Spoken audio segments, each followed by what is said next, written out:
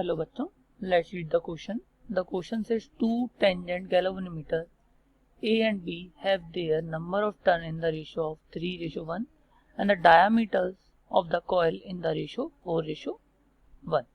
Explain with reason which galvanometer has greater reduction factor. Okay. So given क्या क्या है अपन को, number of turn n1 and n1:n2 given है. Okay. That is 3/1. And the another thing is diameter of the coil. अगर diameter का ratio दे रखा है mean radius का रेशियो दे रखा है. सो R1/R2 अगर मैं देखूंगा तो भी 4/1 होगा. ये दोनों में गिवन है. अब की कॉन्सेप्ट देखते हैं. सबसे पहले तो हम रिडक्शन फैक्टर को समझते हैं कि रिडक्शन फैक्टर क्या होता है.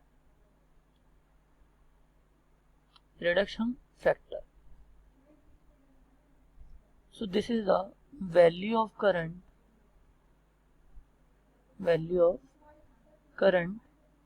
for which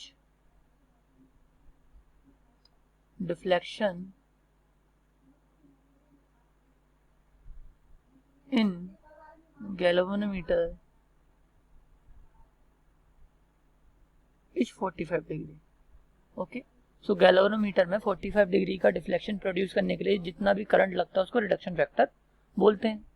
and we know that the formula for current I is equal to क्या होता है, 2RH upon mu naught N into tan theta for theta deflection.